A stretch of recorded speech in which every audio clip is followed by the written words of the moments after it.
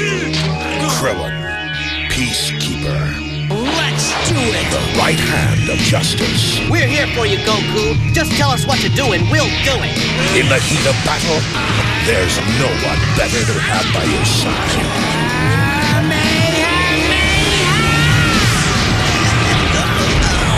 Dragon Ball Z, weekdays at 5:30. Full power, only Toonami. When you think of Krillin as a character, you probably think of how often he's died, how weak he is compared to the Saiyans, and him being Goku's best friend. But when you truly dissect Krillin's actions, he both directly and indirectly saved the Dragon Ball universe multiple times. And if you want an explanation, you've clicked on the right video. So if we start off chronologically, the first instance would take place during the King Piccolo arc. As you would have guessed, Krillin dying to Tambourine indirectly saved everyone in this arc.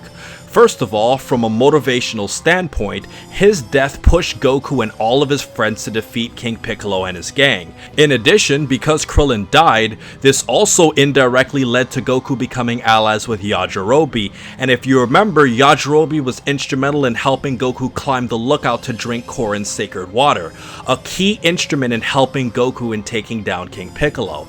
But most importantly in this arc, it was Krillin's death that actually triggered something very important with Kami. Goku went up to Kami's lookout to train with Kami and Mr. Popo to fight against Piccolo Jr. And Kami was not originally going to revive the Dragon Balls that had turned to stone after King Piccolo had killed Shenron. But due to Goku's bravery against King Piccolo along with his willingness to bring back his friends, Kami had a change of heart and revived Shenron after being killed by King Piccolo. And if history were different, Kami may have allowed Shenron to stay dead. And as we all know in Dragon Ball, the usage of the Dragon Balls is extremely important in reviving Earth on future occasions. And all of this is indirectly triggered by Krillin's death to Tambourine. It led to the defeat of King Piccolo while also motivating Kami to revive the Dragon Balls. So ultimately, if Krillin didn't die, Goku wouldn't have gotten stronger, Yajirobe would not have become an ally, and Kami would most likely have not have revived the Dragon Balls. You can also argue that although Tien was already changing his ways from the Crane Hermit, Krillin's death sped up the process of Tien becoming an ally to Goku and friends a lot faster. You can even say that Krillin's death created the foundation of many of the Z fighters that we know today, as his death united several characters all together at once. So ultimately, the first scenario of Krillin saving the Dragon Ball universe was an indirect cause. But the next instance in which Krillin saved the Dragon Ball universe brings us to the Saiyan arc. One of the greatest decisions that Krillin ever made as a character would have to be the decision to spare Vegeta's life. He could have ignored Goku's wishes, and while we can all agree that sparing Vegeta sounded like a bizarre plan at the time, it definitely worked out in the long run.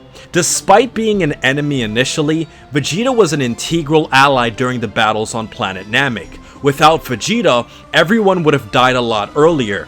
In fact, many times we often forget that because of Vegeta killing Frieza's henchmen one by one, that created less potential enemies for Krillin and Gohan to deal with. Think about it, if it weren't for Vegeta, Dodoria, Zarbon, and Kui would all be extra enemies that Krillin and Gohan have to face. And even though Frieza may not have called the Ginyu Force if it weren't for Vegeta, Vegeta still saved Krillin and Gohan from both the Ginyu Force and Frieza on numerous occasions. But honestly, this just basically describes Vegeta's assistance on planet Namek. As Dragon Ball fans, it's truly unnecessary to name every single time that Vegeta helped save the Dragon Ball universe, and had Krillin killed him on Earth, all of this wouldn't be possible.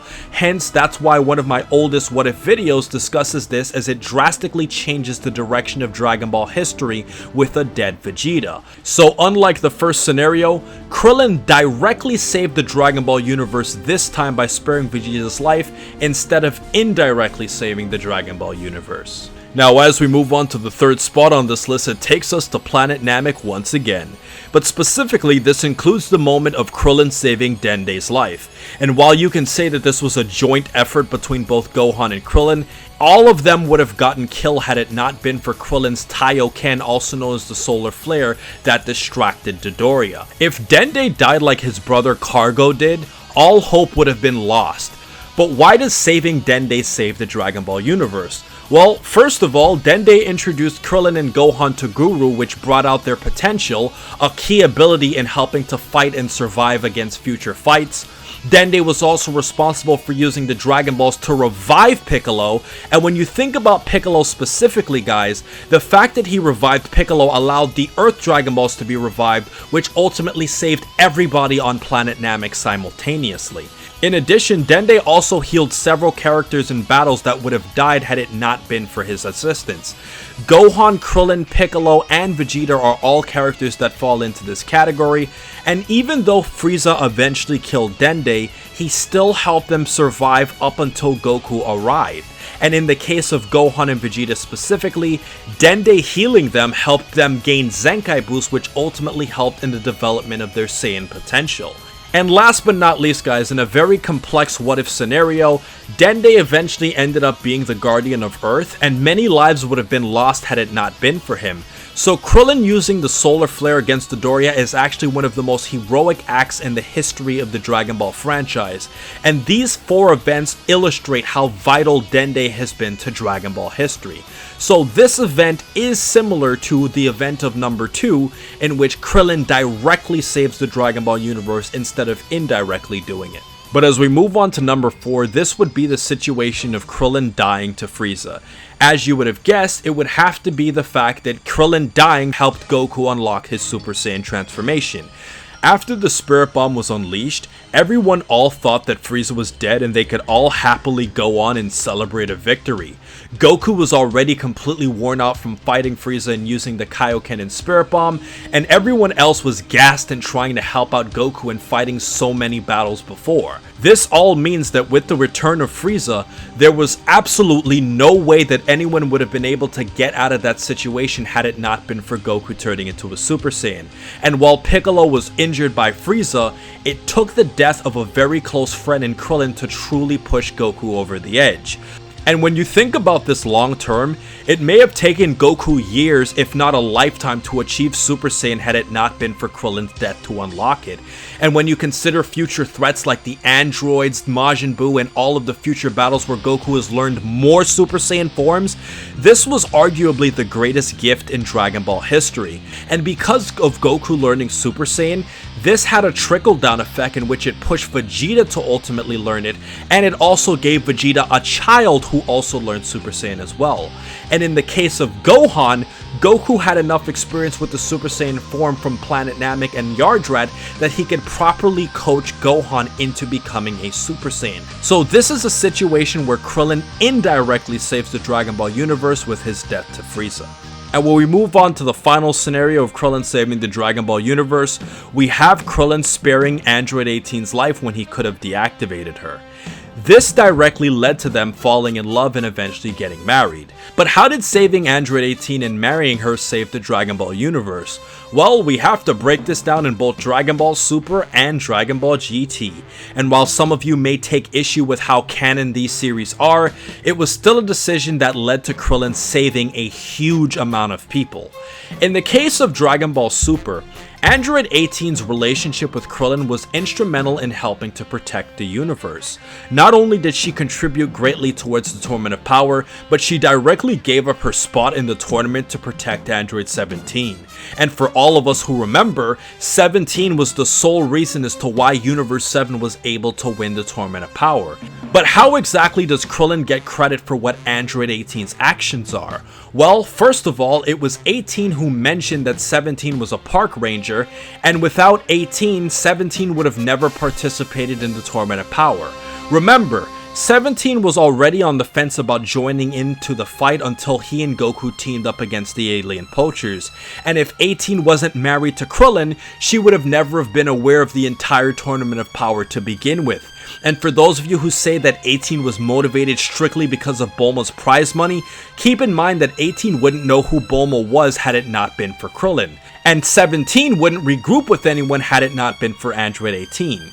You see, Krillin's connection with Android 18 ultimately created two key allies that would help defend Universe 7, and had it not been for Krillin's marriage, 17 and 18 would roam the Earth and would be unaware of many of its affairs. And while we're on the subject of the androids, canon or not, Dragon Ball GT showed us that Goku was on the verge of dying against Super 17. And although Android 18 lacked the power to stop Super 17 herself, it was 18 that allowed Goku to discover Super 17's weakness. If 18 didn't jump into the fight to help Goku, then the entire Earth would have been doomed. But once again, how does Krillin get credit for 18's heroics? Well, because of the love that persisted between both Krillin and 18, she was inspired to fight against her own brother to avenge her husband's death. Keep in mind that in an alternate timeline, 17 and 18 killed Krillin, but in the main timeline, Krillin spared 18's life, which changed how she viewed him and ultimately helped her become one of the good guys. And by Krillin sparing 18's life in the Android arc, the love that was between the both of them directly saved the entire Dragon Ball universe. And this was illustrated in both Dragon Ball Super and Dragon Ball GT. So ultimately, if you break down ways in which Krillin saved the Dragon Ball universe, 2 times he saved the universe were indirectly because he died to a more powerful foe, and 3 times he saved the universe were by directly making a decision that decided the entire fate of the Dragon Ball world. And if you love talking about Krillin, check out how every death of Krillin changed Dragon Ball history, or what if Krillin deactivated Android 18 to see how important Krillin truly is. And if you love talking about the androids, Geekdom and I did a fact video going in depth about key things you should know about the dynamic android duo. So until next time, stay cool and stay safe, my friends.